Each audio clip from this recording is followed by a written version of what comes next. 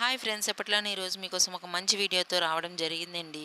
ఈరోజు వీడియో ఏమిటంటే అండి, మనము ఇన్స్టెంట్‌గా ఇలాగ ఉలవచారు పౌడర్ అనేది తయారు చేసుకుంటే, అప్పటికప్పుడు మనం ఈ ఉలవచారు అనేది తయారు చేసుకోవచ్చండి. చాలా ఈజీగా 5 నిమిషంలో మనకి ఈ ఉలవచారు అనేది హెల్త్‌కి చాలా మంచిదండి. మన ఆంధ్ర వాళ్ళకి చాలా మంచి ఫుడ్ కూడా ఇది. ఇష్టమైన ఫుడ్ కదా!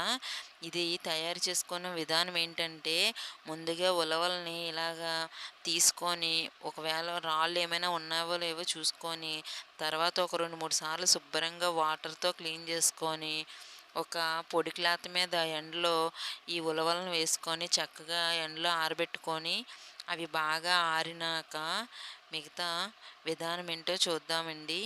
ఇలా ఒక బాండీ అనేది తీసుకొని, నేను ఒక కప్పు ఉలవలైతే తీసుకున్నాను. ఇవి బాగా దోరబదునుగా వేయించుకోవాలండి. కలర్ వచ్చేంత వరకు సిమ్‌లో పెట్టుకొని వేయించుకోండి. ఇవి బాగా వేగినాక ఒక పళ్ళెంలోకి తీసుకుందాము. ఈ ఉలవచారు అనేది మనం అప్పటికప్పుడు రెడీ చేసుకోవచ్చండి. పౌడర్ కనుక ఉంటే మనకి పెద్ద కష్టం అంటూ ఏమీ ఉండదు. ఇది హెల్త్‌కి చాలా మంచిదండి. వెయిట్ లాస్ అవ్వటానికి అండ్ లేడీస్‌కి నెలసరి సమయంలో ఇబ్బందులు అలాంటివి ఉంటాయి కదండీ! దానికి కూడా ఉపయోగపడుతుంది. తర్వాత అవి బాగా వేయించుకొని ఒక పళ్ళెంలో తీసుకున్నాం కదండీ! తర్వాత ఇందులో మీరు కారం ఎంత తింటారో అన్ని ఎండుమిర్చి అయితే వేసుకోండి. ఇవి కూడా వేసుకొని బాగా వేయించుకోండి. ఇవి బాగా వేగినాక ఇవి కూడా పళ్ళెంలోకి తీసుకుందాము. స్పైసీకి తగ్గట్టు అయితే వేసుకోండి. నాకు కొంచెం కారం అనేది ఎక్కువయింది. అందుకని నేను చెప్పట్లేదు ఇంతని. మీరు ఎంత తింటారో అంత వేసుకోండి. చిన్న కప్పుతో ధనియాలనేవి వేసుకొని ఇవి కూడా బాగా వేయించుకోవాలండి.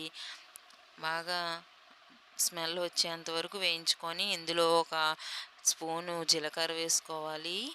తర్వాత ఇందులో కొన్ని మిరియాలనేవి వేసుకోండి.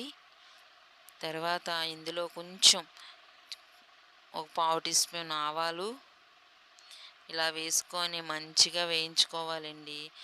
పావు టీ స్పూన్ మెంతులు ఇలా ఒకదాని తర్వాత ఒకటి వేసుకొని బాగా వేయించుకొని, మనం ఇందాక తీసుకున్న ప్లేట్లోకి ఇవి కూడా తీసుకోవాలండి.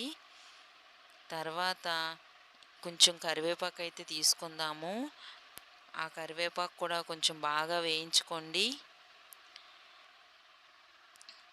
ఇప్పుడు ఇవన్నీ కూడా కొంచెం చల్లారబెట్టుకోవాలండి. మనకి చల్లారినాక కొంచెం కల్లుప్పు అనేది వేసుకోండి. కొంచెం వేసుకోండి. తర్వాత మనం చేసేటప్పుడు సరిపోకపోతే వేసుకుందాము. ఈ కల్లుప్పు అనేది కూడా వేసుకొని, కొంచెం పసుపు అనేది వేసుకొని, మిక్సీలో మొత్తం ఈ మిశ్రమం అంతా చల్లారినాక మెత్తగా పౌడర్లా చేసుకోవాలండి. కానీ చాలా టేస్ట్ అయితే మాత్రం ఉండిద్ది. ఉలవచారు అనేది హెల్త్‌కి హెల్త్ మంచిది. మన తినటానికి కూడా బాగుంటుంది. రోజుకి కాకపోయినా అప్పుడప్పుడు ఇలా చేసుకోండి. చాలా బాగుంటుంది. ఇప్పుడు మొత్తం మెత్తగా పౌడర్లా చేసుకోండి. ఈ పౌడర్లా చేసుకున్నాక ఒక గాజు సీసాలో కనుక స్టోర్ చేసుకుంటే, మనం చేసే ముందు కొంచెం వాటర్లో కలుపుకొని చేసుకుందాం. నెక్స్ట్ వీడియోలో ఈ ఉలవచారు అనేది ఎలా చేయాలో చూపిస్తానండి. మీకు నచ్చినట్లయితే ఒక చిన్న లైక్ ఇచ్చి, షేర్ చేసి, సబ్స్క్రైబ్ చేసుకోవడం మర్చిపోకండి ఫ్రెండ్స్. బాయ్. నెక్స్ట్ వీడియోలో కలుసుకుందాం. అంతవరకు ఉంటాను మరి.